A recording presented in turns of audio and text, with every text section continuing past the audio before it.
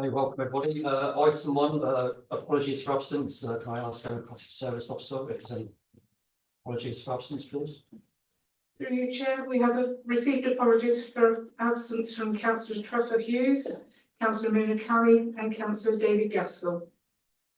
And members sitting on planning committees are required to undertake training, and due to the short notice and clashes of schedules, the following members are unable to participate today. That's Councillor Nigel Beryl, Councillor Anthony Locke and Councillor Glenn Butcher. Thank you, Chair. Thank you. Item two, declarations of interest. Do any members of the committee have any declarations of interest in any of the items under consideration at this meeting? Yes, I do. One of my customers sends me into Mercedes to make deliveries. That's my career business. And that's it really. Mercedes is not my end user.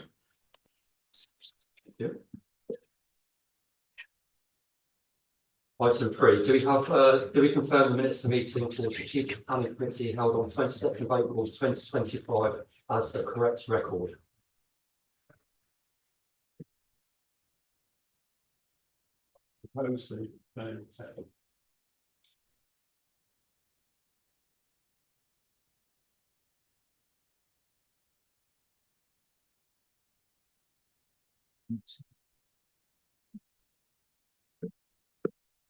Is there a seconder for that? Thank you.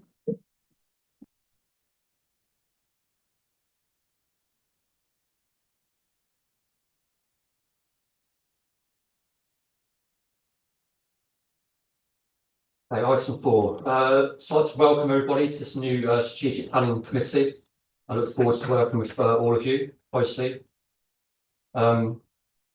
Members of the public are permitted to film, broadcast and report on this meeting, subject to the efficient running of the meeting not being affected.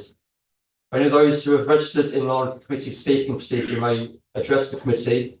Members of the public are requested not to call out during the committee's discussion at any time on any item. Anybody who repeatedly disrupts the meeting may be asked to leave. All speakers will have 5 minutes in which to make their statement and are asked to remain seated after they have addressed the committee to answer any questions the committee may have. This meeting is being webcast on the Council's corporate YouTube channel. Therefore, when speaking, please speak clearly and concisely into your microphone at all times. There are no planned fire drills, so if the alarm does sound, evacuation instructions will be given by Democratic Services. Please ensure that any device is switched off or set to silent mode. For the benefit of the public watching remotely, I will now introduce the top table, starting with my fist right, which is not here at the moment. Do you want to introduce yourself? Yes, I'm Jamie Parsons, solicitor, legal advisor for the council, and just as a sort of general overview, I'm here to assist the committee in any procedural matters that may arise, or indeed any legal considerations on the planning merits, etc., when considering the items. I'm not here to sort of speak down to any person, it's just really to assist them in so that the committee can come to a correct, sound legal decision. Thank you, Chair. Thank you. My name is Councillor Scott Packer. I'm the Strategic Chair for this committee. Thank you. Hello, I'm Nikki Scaife. I'm the Major Projects Team Leader. I manage the planning officers here, and I'm here to offer any planning advice that members have for today. My name's Robert Burton and I'm Major Projects Officer. Okay, thank you. So move on to item 5. Oh, sorry, yes. You want to introduce yourself, sorry. I'm Diana Davis, Democratic Services Officer. Thank you. So we move on to item 5, 2024/4395/MAF, land east of Crockwell Hill. We'll now hand over to the case officer, Rob, to begin the presentation. Yeah, thank you, Chair. So this application relates to the provision of a ground-mounted solar farm and associated infrastructure at land east of Crockwell Hill. The proposal will include around 15,300 panels, 2 inverter stations, control building, substations, and upgraded access and associated internal tracks. A 2-metre high tier fencing will also be provided alongside landscape and habitat improvements. achieving 60% on-site biodiversity net gain. So if we move on to the location, we've got the aerial and location plans here. These provide a wider view of the site relative to its context. So to the north, there's a trucking yard. To the east is the A5, M1 and warehousing. Agricultural land is located to the south, beyond which is the Grand Union Canal and associated heritage assets. These are in the form of a conservation area and listed limestone posts. To the west is Watford Road. The site itself consists of a single field of 7.5 hectares, gently sloping from north to south, with an existing field access from Watford Road. The site is currently used for livestock grazing. So if we move on to photos, so we've got the existing access here from Watford Road. This will be upgraded as part of the scheme. Then we've got a view to the north with the trucking company in the background there. You'll also note, can't actually see it too well, but there are overhead cables running through the site. Then we've got the view towards the east with the A5 and Watford Gap services beyond. Then we've got the view to the south, which is the direction of the Grand Union Canal and associated heritage assets. And then we've got the view to the southwest. So if we move on to the proposed site plan. So this is the proposed site plan showing how the solar farm would be laid out. The panels have been laid out to allow for a buffer to the site perimeter. The existing 2 clusters of trees within the site and the overhead cables running through the site, which are the 2 strips running from north to south. The ancillary buildings are located to the right of the access, as identified on the plan there. These will be positioned along the hedgerow. So if we move on to the landscaping plan. So this plan shows the indicative landscaping, which aims to reduce the visual impact of the proposal. However, it is indicative, and we are proposing a condition to require final details on the landscaping there. However, you will note there are a number of trees to be planted to the south, east and western boundaries, which will give vertical screenage. A new hedgerow is proposed to the north, and also there will be supplementary hedgerow infilling within the existing hedgerows. The hedgerows will also be managed at heights of between 3 to 3.5 metres to provide visual screenage. So if we move on to the panel dimensions, as you can see here on this plan, the panels will be fixed to the ground mounted frames at heights of 0.6 to 3.5 metres, which will allow for grazing underneath. Then if we go on to the building plans, so these are the buildings which are located to the right of the access along the hedgerow. So you've got the control room there, and the substation, and the inverter station. So final slide here, this is a section showing a view from the south to the north. And you will note the sloped terrain there also.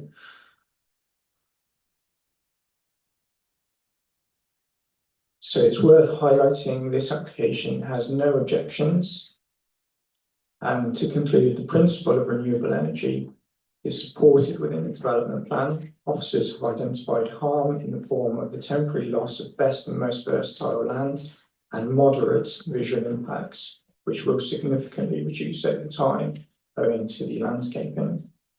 Substantial weight is given to the scheme's contribution towards renewable energy targets and biodiversity net gain. and on balance, officers conclude that the benefits of the scheme outweigh the identified harms.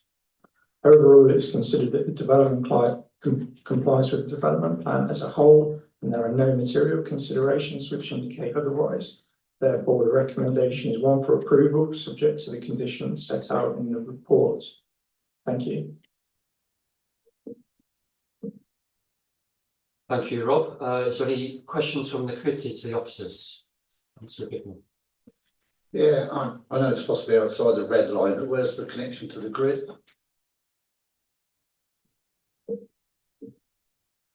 The grid connection doesn't actually form part of the consideration of this application. But do we know where it is? Not specifically, I believe it's to the north, and it may be better directed towards the agent. Okay, thanks. Councillor Percy. Yeah, can I just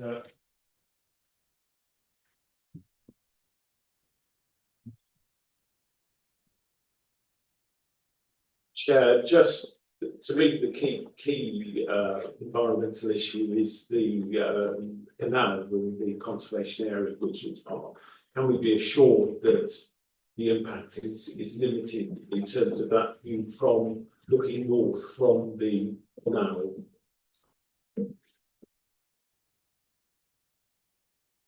Just answer that. Does it have to be 3.5 metres tall? Is the gradient of the land, does it always need to be? Does it all need to be 3.5 metres tall at the sun?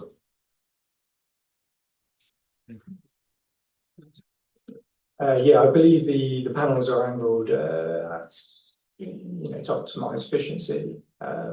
So when they're positioned at 0.6 meters above ground level, then angled at the optimum angle, you result at around 3.5 meters in height. So yeah, it's all to do with the distance from ground level and the angle of the panels. Yeah, I was just looking at the angles of the three. They're all at different angles, aren't they? Do they have to be all so tall? That's all I was getting at. I believe it's because they're going to use the land for grazing. So it needs to be off the ground.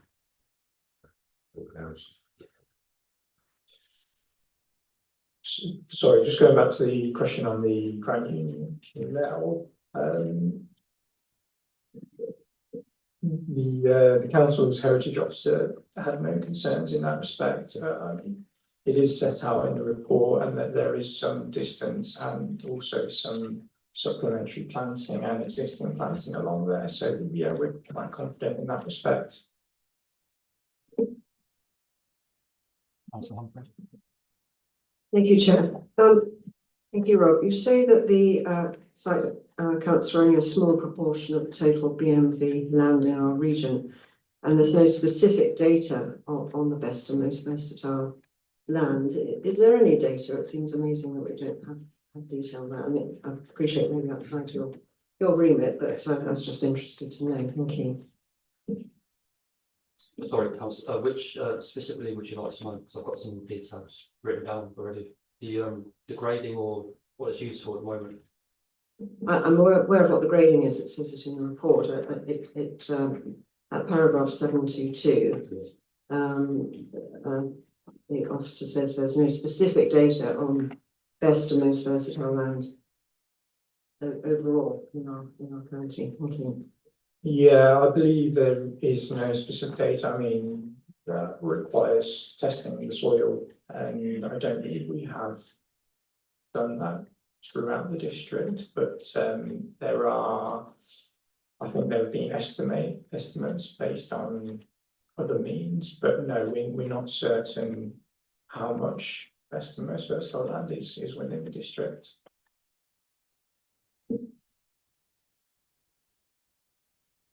Any other questions? Yes, please. Thank you, Chair. Rob, I don't really understand biodiversity net gain, if I'm honest, but I'm slightly surprised to 62% gain. And I mean, it's probably as chair, it's probably a separate subject, but it would be useful to understand parameters and the background and how this figure of 62% is actually worked out. But if I sort of look at the development there and I look at the amount of groundworks that are going to be and the disturbance and the buildings, I'm surprised. Were you surprised and by that figure? No, I think it is quite common for solar farms to provide quite high percentages because there's not a huge loss on site, and with all the landscaping and habitat improvements with bats and bird boxes and that sort of thing, compared to what's currently on site, yeah, it can be quite common to have quite a high uplift in that respect.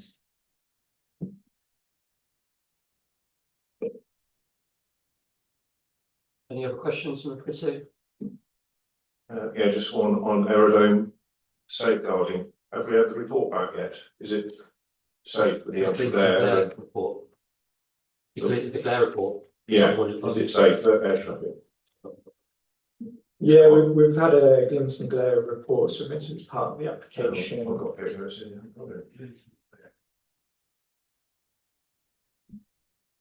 Oh, we've got it. It's in.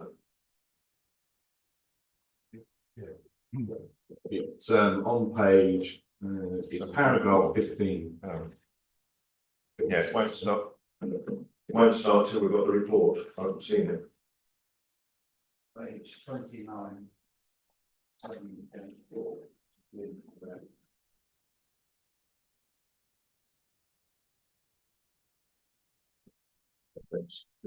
Sorry, Chair, just so my reference was in relation to the condition. So although I haven't had the report, they're conditioning it to make sure it is acceptable prior to commencement. So in effect, we'll determine it on the basis that that will come through. But there's no reason to assume that it won't be acceptable, so it can be conditioned.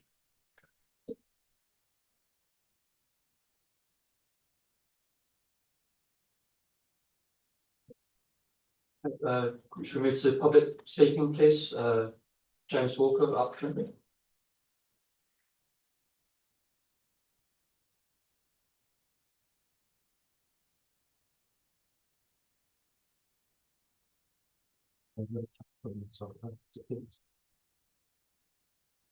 Sorry, Greg Felix, would you like to join as well? Sorry. Can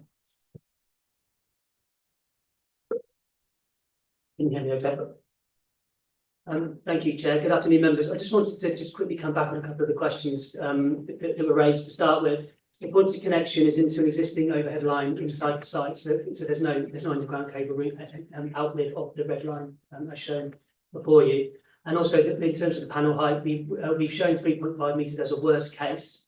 For the assessment purposes, the reality is there'd be more likely to be 3 metres, but we assess 3.5 metres in order to capture that worst case. So just to clarify on those 2 points for you. Thank you. Yeah, I'm James Walker, planning manager of the applicant PS Renewables. We are an experienced solar developer who has operated in the UK since 2011 and has since delivered more than 400 megawatts of ground-mounted projects. Solar PV and solar farms are a well-established technology which is safe and effective, with a track record of having been successfully deployed across the country. This solar farm will be constructed using up-to-date technology, including efficient monocrystalline panels, in order to export 6 megawatts of electricity to the grid without using an excessive amount of land.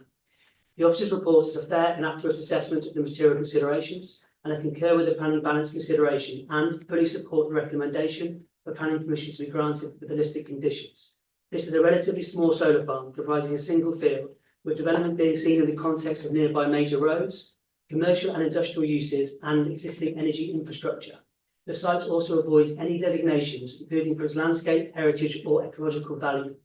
The application site has been carefully selected and is located some distance from residential properties and settlements. We have, however, engaged positively with the local community before the submission of the application in the form of a public information event at Ashley St Edge's Village Hall and presentation to Welton Parish Council. Following this, the application has not attracted any objection or comment from the public or from the Parish Council, demonstrated by no one speaking against the application today. This fact supports our assessment that this is a suitable location for a solar farm. Further, all technical and statutory consultees have confirmed no objections, as summarised in the table at paragraph 5.1 of the officer report. This includes your council specialists, technical advisors, including landscape officer, highways engineer, ecologist, environmental health officer, drainage officer, heritage officer, and archaeologists. The site is not used for growing crops, rather for livestock, which can continue during the operational life of the solar farm in the form of sheep grazing, with cattle on the site being relocated to the wider landholding, retaining current numbers. The development would therefore not result in the temporary or permanent loss of crop production and would retain short and long-term agricultural use, with the potential to increase overall agricultural function of the wider landholding with sheep grazing on site. In any case, as your officer notes in the report, this small site contributes a negligible proportion of agricultural land in West Northamptonshire, accounting for just 0.007% of this resource in the council area. Other impacts are also particularly limited and entirely acceptable. This includes impact on the immunity of local residents, visual impact and effect on heritage assets, which is confirmed in the officer's report. Against these limited impacts, the project will provide significant public benefits.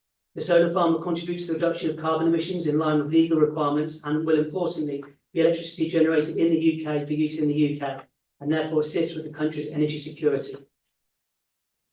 A calculated biodiversity net gain somewhere above statutory requirements would also be achieved, providing a further significant local environmental benefits. In conclusion, as set out in the officer's report, the proposals comply with national planning policy, the West Northamptonshire Joint Core Strategy and the Daventry Local Plan. Our proposals are an acceptable and sustainable development which will result in substantial public benefits and avoid any material adverse impacts as confirmed by the technical consultees. There are therefore no feasible or sustainable reasons to object to the proposed solar farm in this location. It is therefore correct for planning permission to be granted in line with the officer's recommendation. Thank you. Thank you. Do you have any questions from the committee? Yes. Councillor Biddle. Just a matter of interest, where are you going to join the grid, or has that not been decided yet? So where did you say? Where? Yeah, and as I said at the start, the point of connection will be on site into an existing pole on the overhead lines you see there. So I did wonder, yeah. Councillor Humphries. Thank you, Chair. Thank you for that. This site is in my ward, and as you may be aware, the junction of the A5 is something of an accident hotspot. I noticed in the construction management plan condition, the construction should be outside peak hours, which is obviously very welcome, probably a standard condition. But can I just clarify that when, assuming committee follows the officer's advice and approvals given, that the traffic will turn right out of the access site back onto the A5 along the Watford Way road towards Daventry? Thank you. correct, yeah.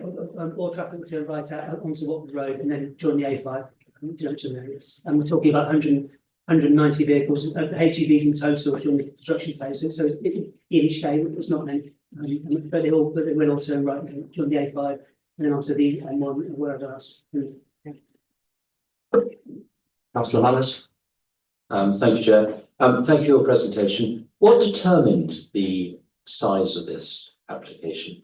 Because it's a relatively small application when I compare it to others that have come in front of this committee.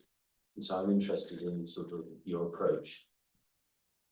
Yeah, I mean, you're correct. This is very small compared to what you see elsewhere in terms of solar farms these days. I mean, it's really dictated by the grid offer that we have. We have an offer to export this amount of electricity to the grid, and that has dictated the size of the site and the size of the development. Does that mean that you'll come back in time to add to that potentially? Well, we have a grid offer to export 6 megawatts to the grid. We don't have any grid offer for anything else. So that's why we've sized the site like this. Sorry, Chair, if I could just interrupt. It's not what's before the committee today, so we can't look to consider whether or not a further application may come in due course. No, I understand that, but it's useful in terms of just education for the committee and understanding the impact of these solar farms and how they actually come. So there is some interest, I think, in that. I think that's a matter to ask them outside of the planning committee because it's not a material consideration for today.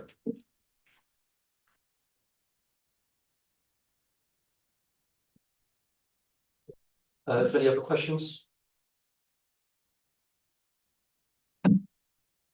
Okay. Is there any public? Okay. Any points the officers want to come back on? No.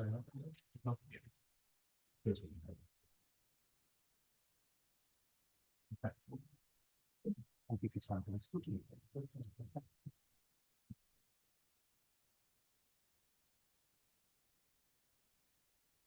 Okay, so I'd like to open the debate to the committee. If anyone would like to start. Councillor Person.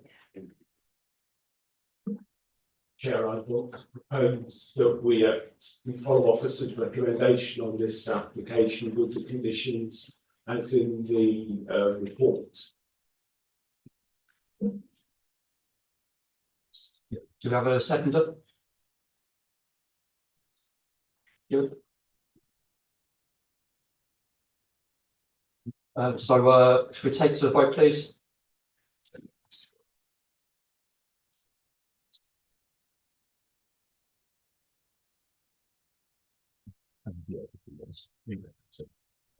Okay, so the recommendation is to grant permission subject to conditions as set out below, if delegated authority to the Assistant Director of Planning and Development to approve any amendments to close those conditions deemed necessary. Those in favour?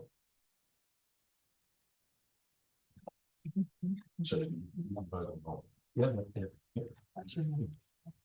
Okay, that's unanimous, it is passed. Thank you.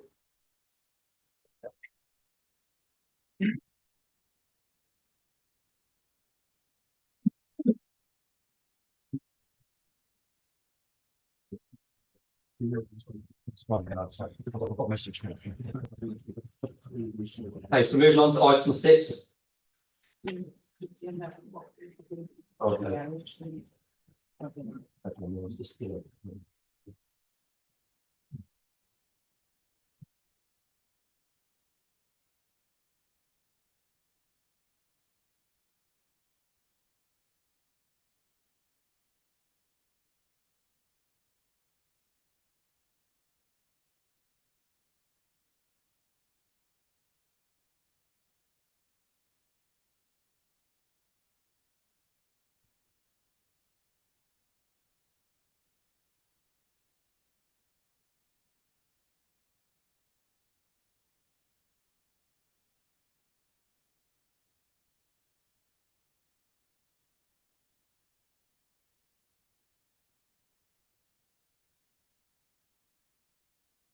Okay, moving on to item 6, 2024/5346/RM. Mercedes-Benz Grand Prix Loud Drive Brackley NN 137BD. I will now hand over to the case officer Andrew Longbottom to begin the presentation. Thank you. Thank you, Chairman. Just to orientate members, so you know this is the Mercedes F1 site in Brackley, and this is the A43 to the south of the site. And the site itself is outlined in red on the plan we can see, and the town centre is up toward this sort of area here. There are a number of constraints associated with the plan, these being the potential wildlife site, which is shown in light green here. There's a band of TPO trees which are here, and this is flood zone 2 through the centre of the site, through along the edge of the brook, and a couple of TPO trees just in this part of the site here. So the site is the Mercedes Formula 1 headquarters in Brackley, and this is where the Formula 1 car is designed and constructed, and where the base of operations is for the races throughout the season. Also, other advanced engineering work take place on the site, such as design work for the America's Cup. In 2024, the council granted a hybrid planning permission for the site, which included outline planning permission for these areas shown in pink on the plan. And this is the new marketing building, which is shown here, up to 3 stories in height. An extension to building 1 here, up to 2 stories in height. The new health and wellbeing building here, up to 3 stories in height. An extension to building 5 and up to 2 stories in height. For those who are not aware, a hybrid planning permission is where part of the planning permission is for full planning permission, part of it is for outline. So in terms of this planning permission, the full planning permission elements were for the new central area to be landscaped here, a new multi-level car park here, which gave an extra 659 car parking spaces, a new surface level car park around the edge of Brackley Town Football Club, which gave a further 156 spaces, And these are free used for Mercedes-Benz during the day, and then on evenings and weekends, they'll be used by the football club. The application also agreed a new access to the site from St James Road. The market building in front here has already got reserve matters consent and is currently under construction. So this is a computer generated image that was submitted at the time of the outline application and shows the site, and I think it's quite useful to understand how the site is laid out. So you've got the new marketing building in front of the site here, which is being built at the moment, but to a different design, as that was agreed to the reserve matters. You've got the Sorry, can members see the pointer on the screen? no, okay.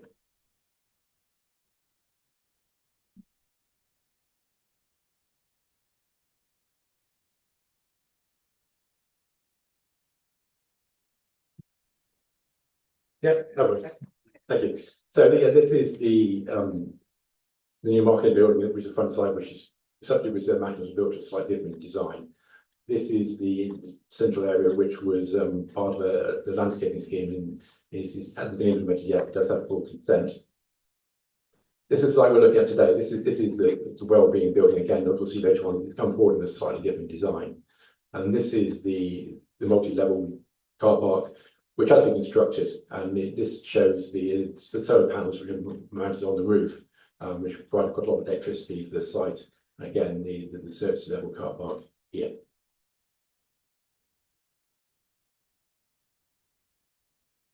So the planning application we're dealing with today is an application for reserve matters for the well-being building. This is effectively a square building which had the corner taken off to allow it to sit within the site within the constraints managed by the brook that runs through the site. This element here is 3 stories in height, and with the front element is 2 stories in height. There's a sort of cutout at the back, which is 2 stories, allows all the plant and equipment to be located in that area. And there's also a roof terrace located here.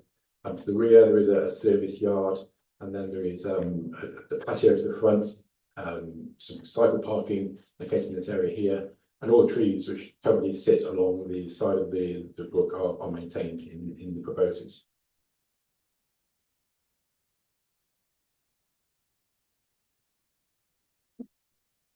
These are elevations of the building. The top drawing shows the building on the front elevation, and the front element clad in white and being 2 stories in height, whereas the rear element is black clad and is 3 stories in height. And you see the proposed roof terrace here.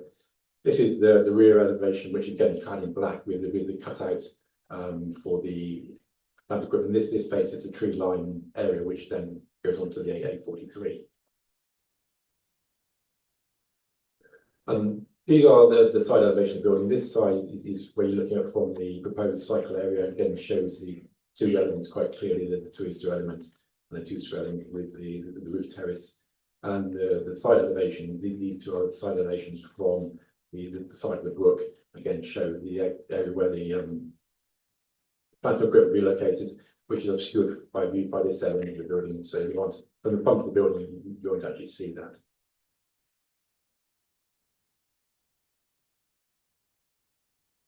So these are the floor layouts. This ground floor is proposed to be a restaurant in this area here, with a kitchen, and then all the associated toilets here and all the associated storage rooms, etc., with that particular use. The first floor is really a gym in this area here, and then a further restaurant in this area here. And also this will include a multi-faith room and the occupational health building offices for the building. So this is the proposed second floor plan, and then you can see this is the outside terrace area here, and this will be a area where games can play and a general socialising area for the employees of Mercedes.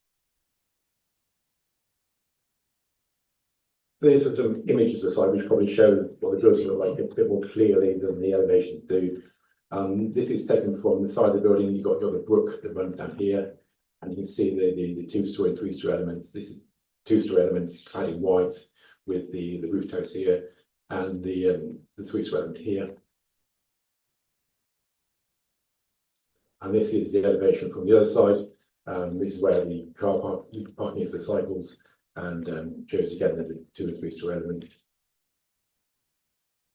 And this is a view from the front elevation. You notice more elevations, the planting equipment isn't visible because that's tucked away to the rear of the building.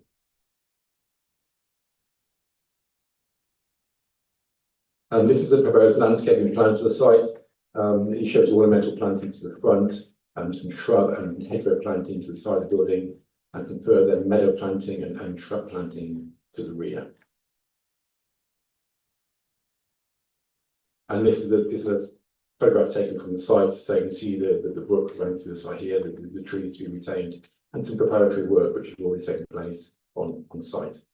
The building will sit roughly within this area here, and you can see that the tree line which sits between the site and the A43 quite clearly on this photograph. That concludes my presentation, and the application is recommended for approval subject to conditions as set out in the report. Thank you. Thank you. Is there any questions from the committee to the officers?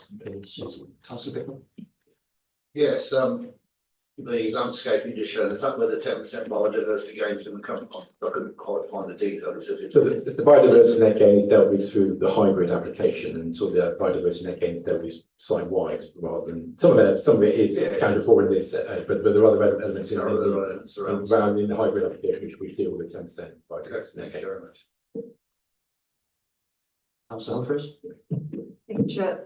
Thank you. You mentioned the trees that will be retained on Brook. Yeah. But, unless I've misread it, you've made reference to 11 trees located on the boundary, including one tree that's subject to tree preservation or being removed. Is that those different trees or? Yeah, there's different trees.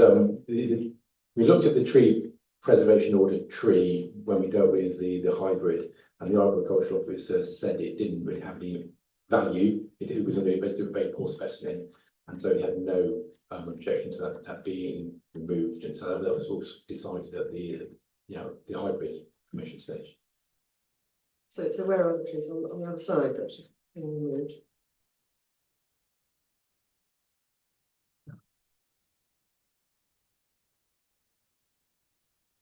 So the tree preservation of trees is sort of around about here, and the other trees were dotted around this sort of location to the rear of the building.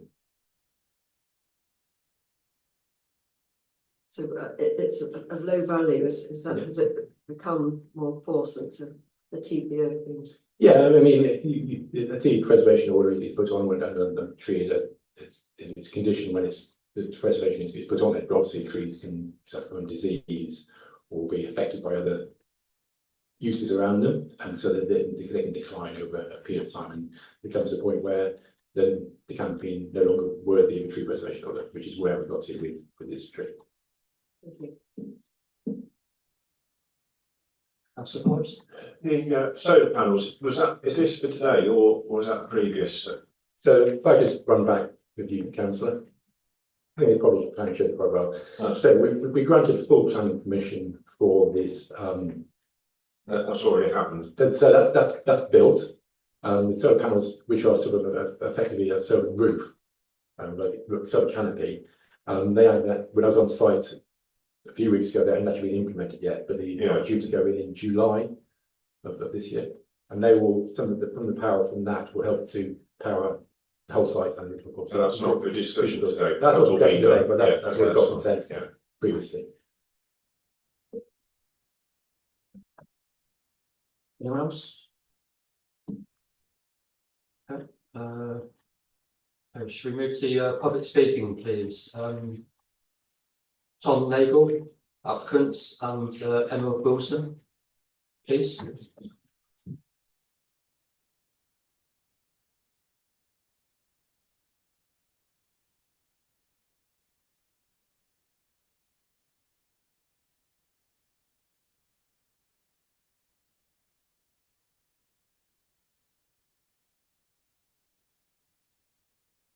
Chairman, councillors, thank you for allowing me to address you this afternoon.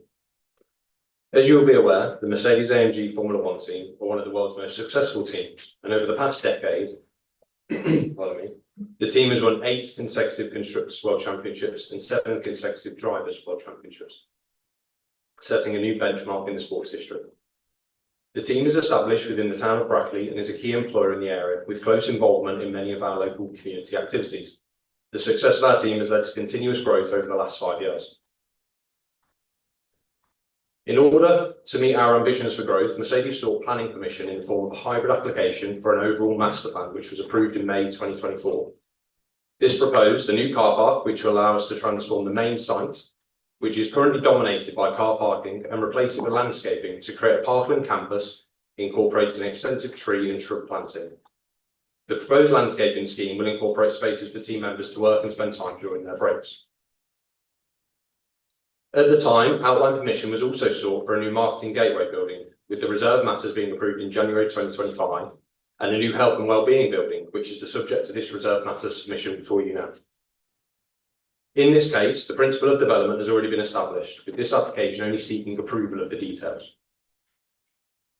The Health and Wellbeing Centre for our team members will combine a new restaurant, training facilities including a new gym, and extensive provisions to enhance our team members' health and wellbeing in the interests of sustained human performance and ensure that we as Mercedes-AMG Formula One team continue to attract and retain the highest calibre of talent. The building has been designed to be welcoming for team members. The horizontal bands of glazing wrap around the front of house facades to provide an animated and inviting approach externally. Internally, glazed areas have been carefully selected given the use of space and key views over the site. Glazing is primarily to the north. This assists to reduce overheating of spaces whilst maximising views. Further modelling has also been used to investigate internal daylighting conditions. This information has been used to provide an optimal solution that balances energy efficiency alongside an interior use and setting that provides suitable wellbeing credentials, thus reducing the carbon footprint. The proposed landscaping has been designed to complement that approved as part of the marketing gateway building and to ensure that it will be seamlessly integrated with the landscaping proposed for the wider site. In addition, a wide variety of plants have been selected to increase biodiversity and create a welcoming and attractive entrance to the site. Overall, the building accords with the parameters set out with the original master plan application, allowing for the creation of a building to enhance the health and wellbeing of our team members. Councillors, I thank you for your time this afternoon and respectfully ask that the scheme is permitted in line with your officer's recommendation. Thank you. Are there any questions?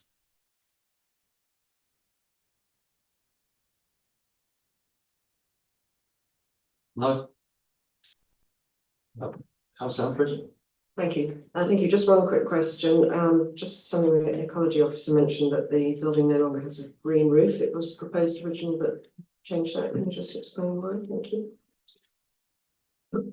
No, it did originally have a green roof. So the original BNG calculation was done across the hybrid application with the elements in outline. And it got a view of over 10% again. We then since, because we've removed the green roof, we've since rerun it in light of the reserve matter that this application on the marketing building, and it still achieves well over the 10% net gain.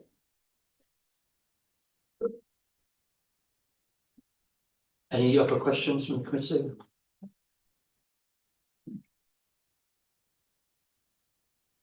So thank you guys for your time. Any points come back from the officers? No. I open it to debate to the committee. Councillor Person. Chair, I'm very happy to propose that we accept this application. We've seen this through from the initial hybrid application. We saw the gateway scheme, which was very good, and we approved that. And this is a welcome addition, and it completes, as I understand it, the scheme, which is good to see something through from the beginning through to completion. So I'm very happy to propose that we accept this application with the conditions as included in the report. Thank you. Do we have that seconded, please? If you want to check Councillor Manners. Okay, so we move to the vote, please.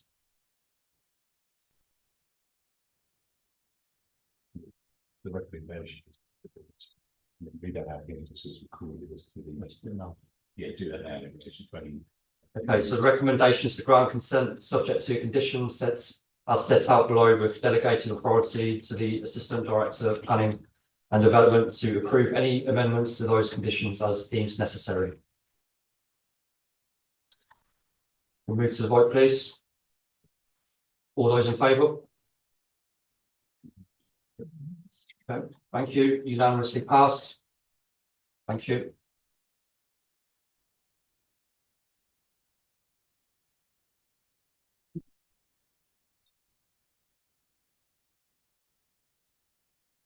There will be a couple of minutes while we just change it.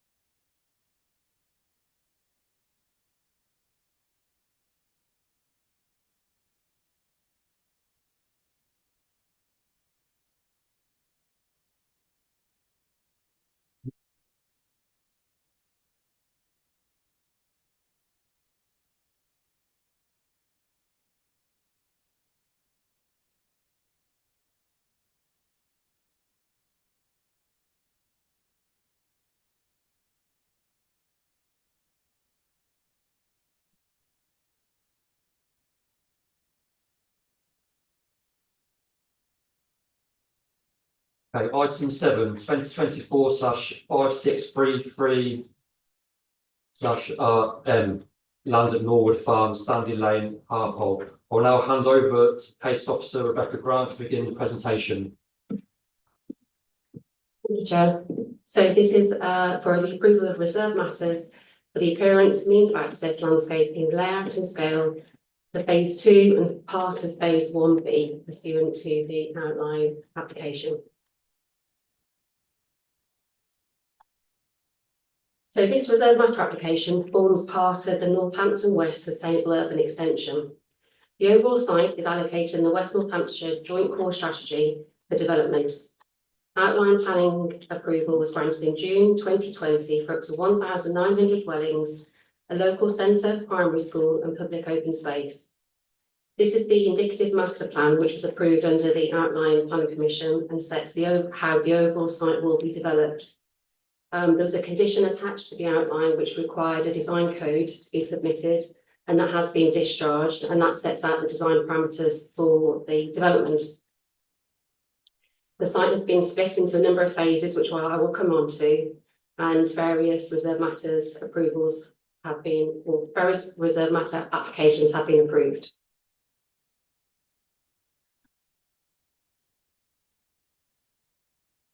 This is the approved land use parameters plan, which was also approved under the outline application. This illustrates the various land uses. For example, you can see the residential, which is the orangey area, the majority of the site. You've got the pink is where the local school is. The brown is where the, sorry, I can use mine.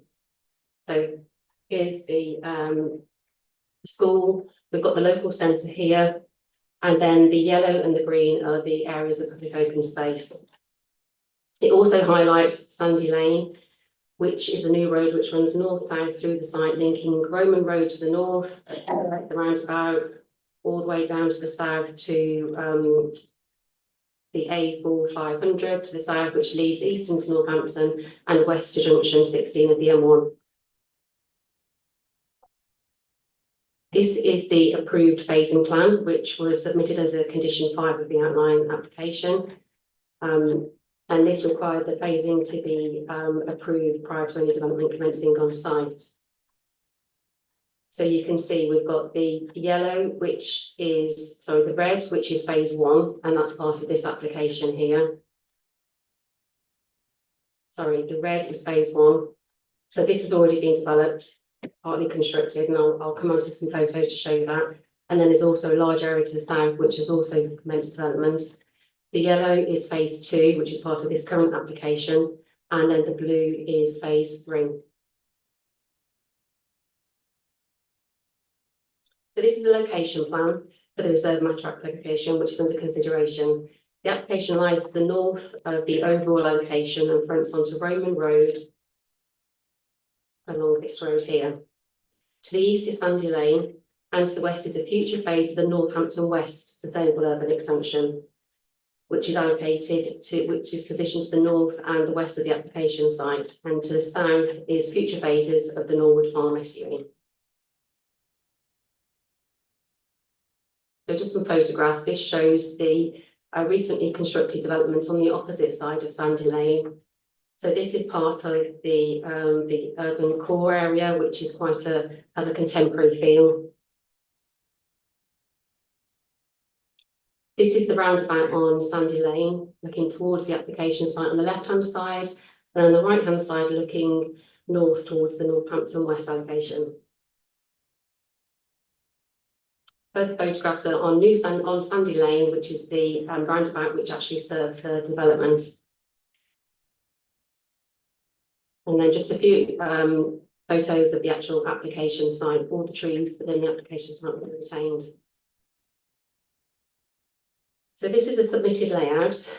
The roundabout providing access from Sandy Lane is already installed. We've just seen all those photographs. It's for 278 dwellings, of which 139 are affordable. This is in accordance with the outline planning consent and approved section 106 agreements, which requires 17% of the dwellings to be affordable. Notwithstanding this, the scheme will provide 92 additional units above the requirements of the section 106. Strategic Housing colleagues have confirmed that they have no objection to the proposal.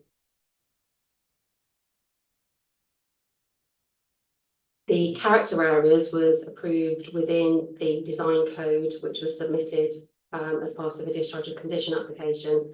And this divides the site into 3 main character areas, although for this part there are the Sandy Lane Relief Road character frontage and also the park frontage as well. So the red area on here is the urban core, and that takes cues from Upton as both a contemporary traditional interpretations for more urban emphasis. This character area covers the majority of the sustainable urban extension. There's the Sandy Lane Relief Road frontage, which is the blue dotted line down here.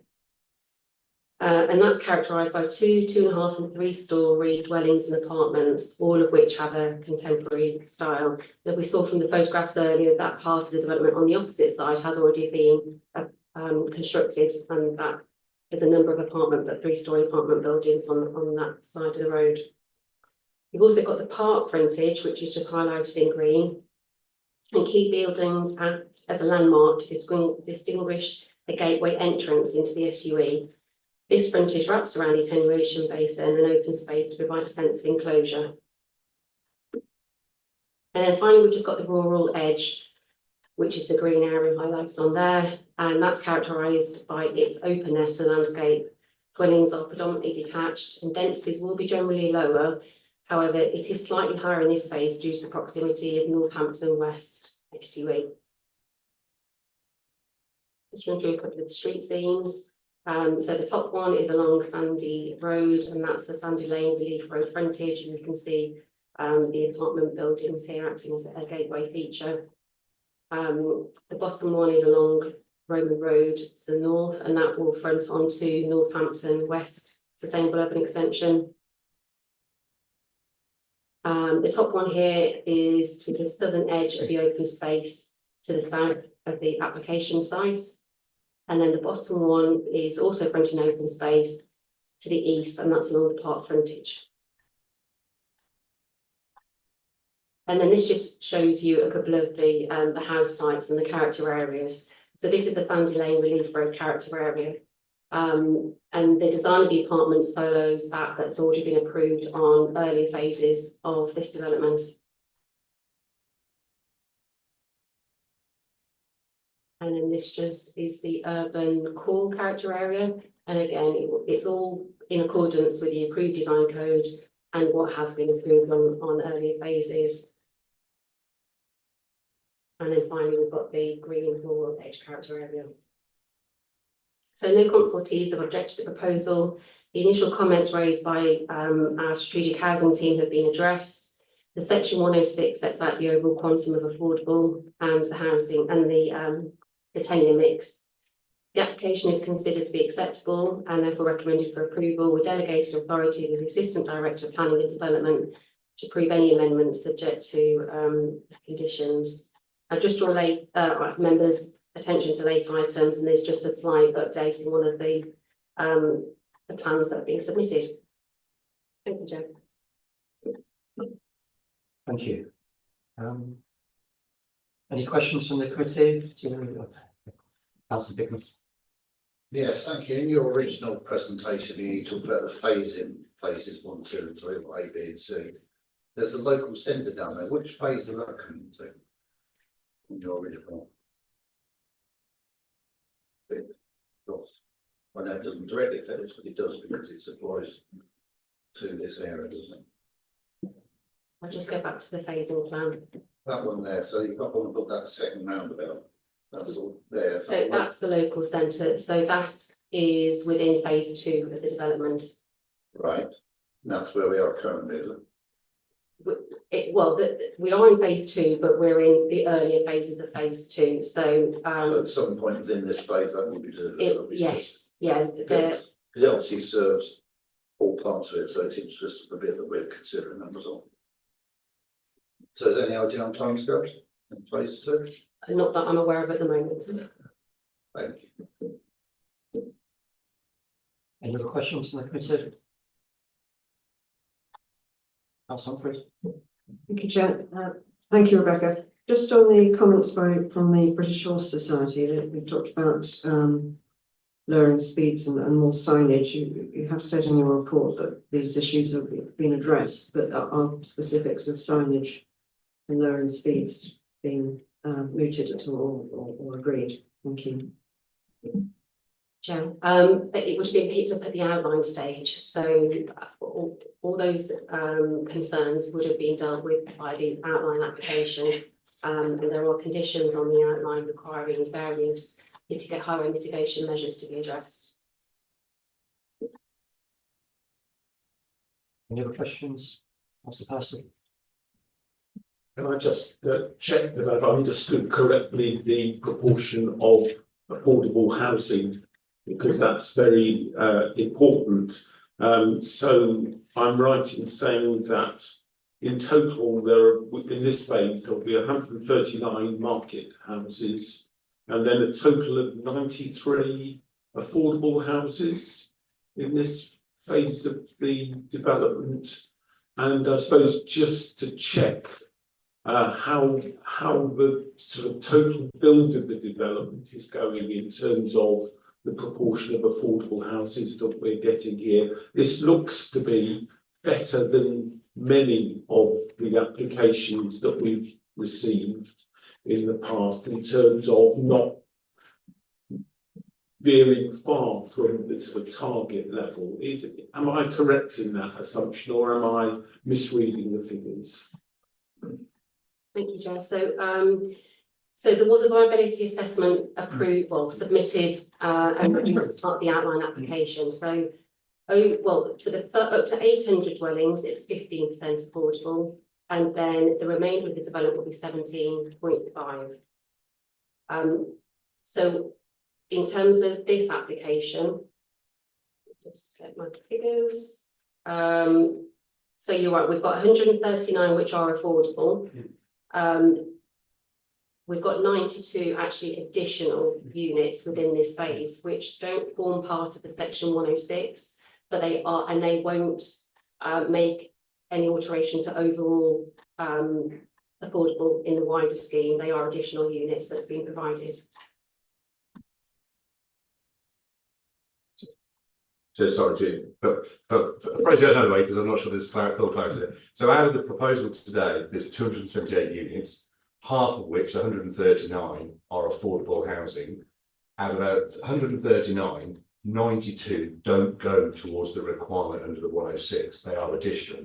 So you're right in what you're saying is we're doing better in effect, because in this application, you're getting 92 additional, and then which won't be included in meeting the percentage requirements overall under the section 106. Thank you for that clarification. That saves the committee from my usual rant on this matter. So Thank you. Any other questions? Councillor Pike? Just a minor one. I'm just thinking 10 years ahead, when the white frontages of these lovely looking buildings get weathered, they look very grotty, especially if they're owned by landlords or housing people. They don't tend to look after them. Do they have to be painted white? Can they be just brick, or is that possible?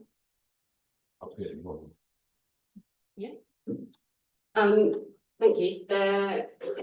There are no conditions on there that require them to remain as they are. We would need, if there was a significant alteration in the appearance of the dwelling, the apartments, we would need to take a view whether it was Yeah, I'm just thinking, do you see some lovely estates they built and no one cares for them? Because why would you if you're renting it? In 10 years' time, you're going to look quite grotty and horrible. The white fronted ones, where you've got to slap some paint on them. That's all. Yeah, if you're happy, Chair. So in relation to that, as you're rightly thinking, it's whether or not a condition could be imposed. But unfortunately, in that regard, it probably goes too far to meet the requirements of the condition in terms of restricting the colour in this instance, because there wouldn't be enough justification to say it has to be white for argument's sake. Further down the line, if there are issues really probably beyond quite what you're saying, but just perhaps give you some comfort that there is powers that if a property becomes so untidy, it lowers the area in its entirety, then we can take powers to enforce, which normally is where you have a house on a housing estate that becomes derelict or the windows are broken and that sort of element. So I'm afraid to say that it may fall within the community as to how they deal with it, but if they are privately owned, then it will be a private matter.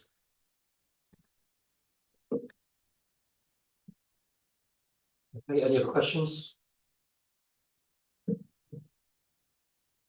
Okay, should we move on to the public speaking, please? James Hurd, agent. Thank you.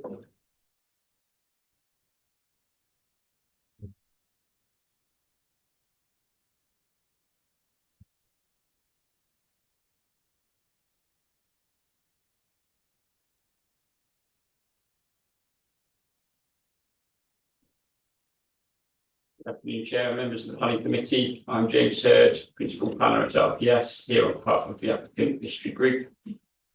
Vistry Group are committed to assisting with the government's objective of building 1.5 billion new homes in England over the next 5 years, and are the UK's leading provider of affordable mixed tenure homes. As explained by your case officer, this application represents phase 2 and part of phase 1B of the Norfolk Farm SUA application. This application is a detailed reserve matters proposal for appearance, means of access, landscape and layout and scale. Principal development has already been approved under Outline Plan Commission reference 2016-1324. This is a policy compliance scheme. Great care has been taken to work with the council over the past 6 months to develop something that satisfies the requirements of the development plan and the approved Norwood Farm Design Guide. Great care has also been taken to respond to queries from technical consultees. This process has been iterative and involved amendments to the scheme in order to deliver something that is of high quality design and layout that will meet the needs of Northampton both now and in the future. As captured as part of your officer report in front of you, there are no objections to the proposed development from statutory consultees or council officers. As part of this process, where further requests have been made, the Vistry Group provided supplemental information to ensure the scheme has been considered comprehensively. The proposals would deliver 278 homes, with 139 would be affordable homes. The proposals include a mix of 1, 2, 3, and 4 bed properties and would be provided as bungalows, 2 to 2.5 storey dwellings, and 3-storey apartments. The affordable homes would comprise of a mix of affordable rent and shared ownership units. The proposed mix of house types and tenures are consistent with both the development plan and the outline permission and the design code parameters. The western part of the site incorporates lower density 1 to 2-storey units with front gardens and tree planting to reflect the characteristics of the rural edge character area. And all units along park frontage and Santee Lane Relief Road frontage have been carefully designed to accord with the parameters set out in the design code. The proposals also include a number of areas of public open space around the periphery of the site. Formal footpaths are also provided at various points within these areas to allow connectivity to both future phases of development and around this development site. Public open space and landscape proposals are consistent again with the development plan and the design guide. As set out in paragraph 9.1 of the officer's report, delivery of 278 new homes, including 139 affordable dwellings on an allocated site, must be afforded significant weight in favour of the development. Considerable weight should also be given to the scheme on the basis that it would provide some key green infrastructure in the form of public community space. The details of this residential phase accord with the extent outline permission and the parameters agreed in the approved design guide and are in compliance with the development plan. It is considered that there would be no sustainable reasons for refusing this application, and the benefits of the scheme justify granting permission. The applicant would encourage members to support professional opinion of appointed officers and support this scheme, which is taking a balanced judgment and recommending approval for your time.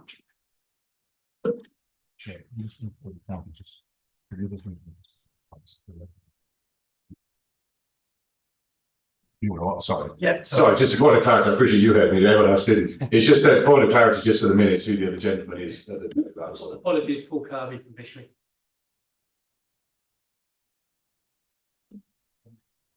Have any questions from the committee? Thank you, Councillor Manners.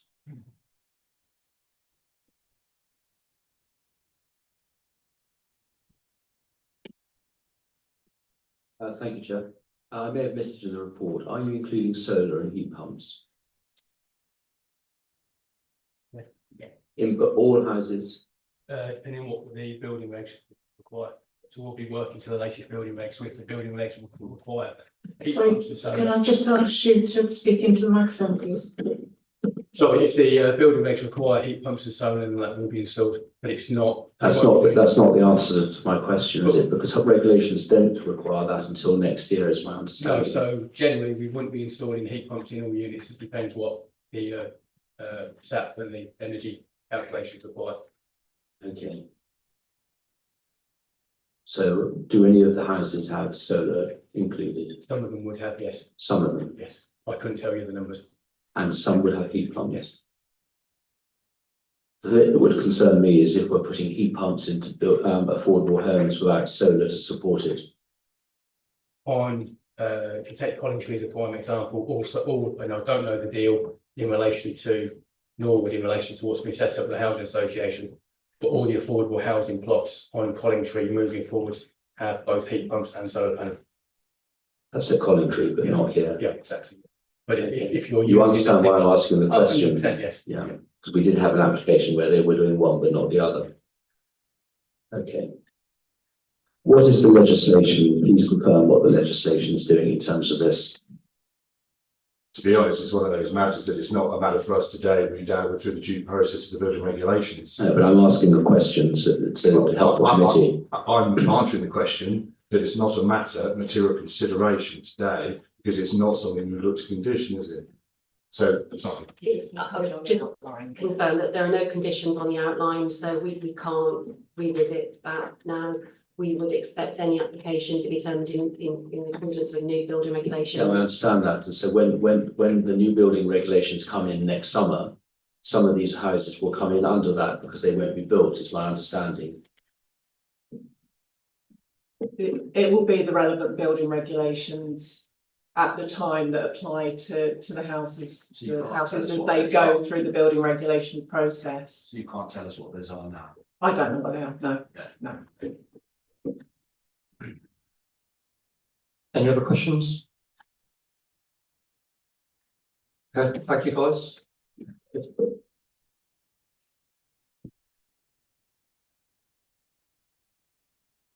Any questions from the officers?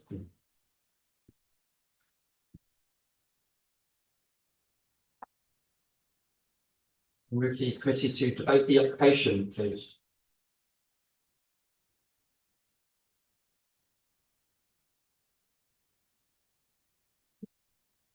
Chair, I think it is unsatisfactory that we get to a situation where we're building development that is going to look forward for 60, 80, 100 years. And that we're really not using the technology that we know is available. And that we're in this situation where from what to a few months and the way the planning system works, that we're really not future-proofing this development. I agree, and I would add that we're just hiding behind the word regulations. Sorry, just put the other microphone on so it picks it up. Dare I say, you're the professionals. You should be advising us as a committee. Chair, through you, I couldn't agree with you more, but the process is through central government and building regulations. If you're not happy with that, it's not us you need to lobby, it's central government, because that is our system. I understand in front of us that. today. I understand that, but there are regulations that have been introduced next year which answer some of these, and so I'm asking for a clarification of those. We had that mentioned at a previous committee.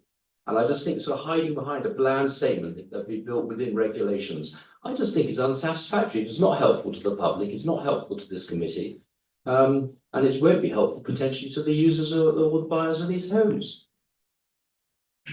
You have a position whereby you potentially look to limit it. So if you did want to condition it on a development of this size that maybe take 15 years to build out, if you put those conditions on today and the building regulations changing out updated, those houses that have yet to be built wouldn't be subject to those regulations if you put it the other way around.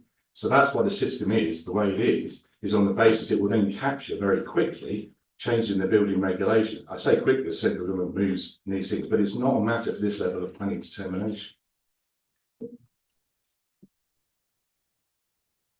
Any other questions? Any other questions, please?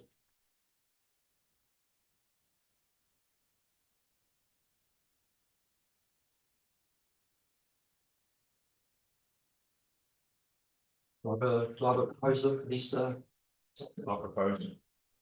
is it seconded? Okay, thank you.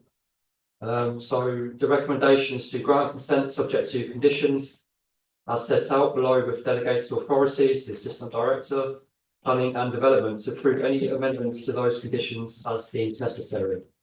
To move to the vote, all in favour? Including the update amendment. Including updated amendments to the plan. To move to the vote, please. All those in favour?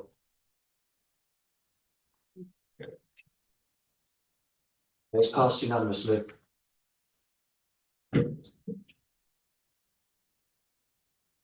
So moving on to item 8. Sorry, Before we Councillor. close the meeting, can ask the Diana if she actually included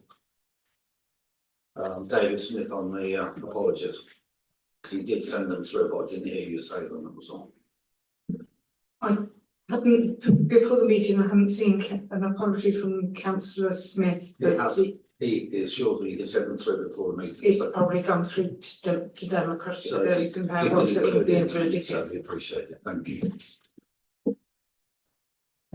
So, thank you. So moving on to item 8, urgent business. There is no urgent items of business, so therefore when I close the meeting, thank you very much.